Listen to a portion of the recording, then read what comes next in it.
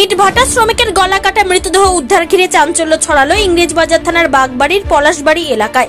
মৃত শ্রমিকের নাম রিঙ্কু পাহাড়ি, বয়স 25। জানা যায় গতকাল ইট ভাটা থেকে 1000 টাকা নিয়ে ছেলের ভর্তির জন্য দুপুর নাগাদ বাড়ি থেকে সে বের হয়। তার কিছুক্ষণ পর থেকে মোবাইলের সুইচ অফ পাওয়া যায় তার বলে পরিবারের দাবি। পরিবারের লোকজন আর যোগাযোগ করতে পারেনি। সোমবার সকালে বাগবাড়ি বাঁধের পাশে তার গলা কাটা মৃতদেহ জলাশয়ের ধারে পড়ে থাকতে দেখে স্থানীয় লোকজন। তার পরিবার ও পুলিশকে খবর দিলে ঘটনাস্থলে পুলিশ এসে মৃতদেহটি উদ্ধার করে ময়নাতদন্তে মালদা মেডিকেল কলেজ হাসপাতালে পাঠায়। এবং কি কারণে এই ঘটনা, পুরো ঘটনা তদন্ত শুরু করেছে ইংরেজবাজার থানার পুলিশ। দুজন রাবিশ পেরেছে একজন জিজ্ঞেস করছি, রে তোর সঙ্গে কাজ করলো ওই ছেলেটা কই? তো ছেলেটা বলছে কি ফোন লাগে না, রিঙ্কু নাম হয়েছে আমার বেটার, ওটাই যার সঙ্গে কাজ করেছে ও কিন্তু নাম হচ্ছে পরেশ, ওর সঙ্গে কাজ করেছে। তাই আমি বলছি তাহলে রিঙ্কুকে বলছি পরেশকে বলছি আমি ফোন লাগাতো সুইচ অফ। তা আমি তাহলে মার্ডার তো এখানে হইলো, দেখি মানে খুঁজি আমি এখানে ঢুকিনি, কিন্তু যারা মার্ডার সেখানে ঢুকিনি, আমি গেছি খুঁজতে গেছি আমি, দেখি বাড়িতে দেখছি বাড়িতে নাই। দুজনকে একসঙ্গে থাকতো, দুই বন্ধু না, দু বন্ধু না, ও কাজ করেছিল, ও দুজনে কাজ করেছিল। তো ও বলছিল একজন বলছিল ওর নামটা কি, আর একটা নাম পরেশ। হ্যাঁ, পরেশ বলছিল, পরেশ বলল দাদা তুমি কি ওকে দিয়েছি আমি ছোট বেটাকে, ওর পোতাকে না এখানে কি শুনলেন? শুনি এখানে ঢুকলো আমি এখন। কি দেখছেন এখন? কি ওটা বলবে, যেটা কি হয়েছে আপনার ছেলে, কি হয়েছে? শুনতে পাচ্ছি কি তোমার ছেলে মার্ডার করে দিয়েছে। কি করেছে?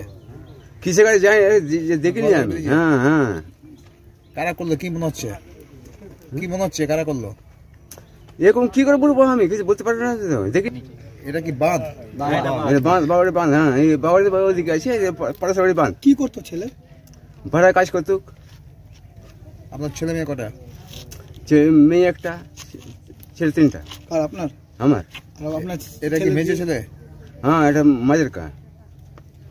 এই কোথায় কাজ করে? ওই কাজ করছিল আগে এসে তোমার এখন কোথায় কাজ করে? এখন ভাড়াতে কাজ করে দিল। এই কালীপক্ষের কোথায়? বাবলু পাড়ি।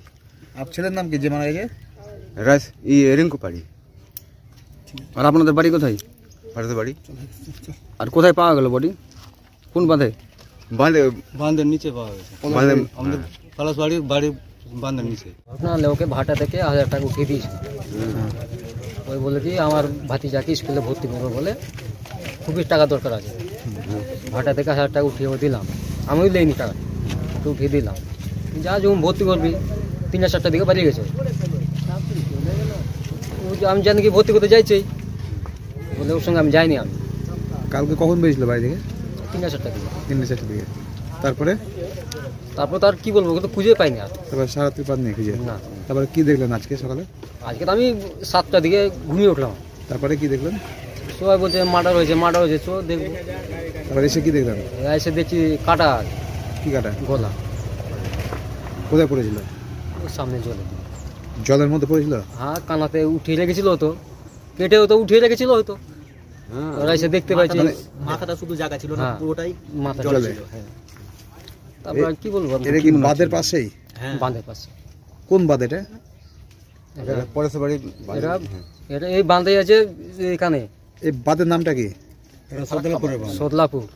সদলাপুর দিকে তোমার যে ফারাক্কা অব্দি বাগবাড়ি বাঁধ এটা? হ্যাঁ, এটা এদিকে কুপ্পা অব্দি আছে। এই এলাকার নামটা কি? পলাশবাড়ি। তো দেখে কি মনে হচ্ছে, খুন না আত্মহত্যা করেছে? কি মনে হচ্ছে দেখে? কি করবো, যখন গলা কাটা যেত মার্ডার।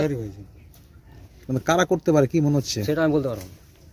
ওর কোনো বন্ধু ছিল? সেটা বলতে পারবো। আপনার নাম? পরেশ পাহাড়ি। পরেশ না, এটা আমার ভাতিজা। না, ভাতিজা।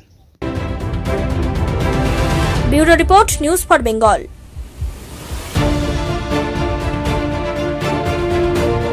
This channel does not promote or encourage any illegal activities. All contents provided by this channel is meant for educational purpose only.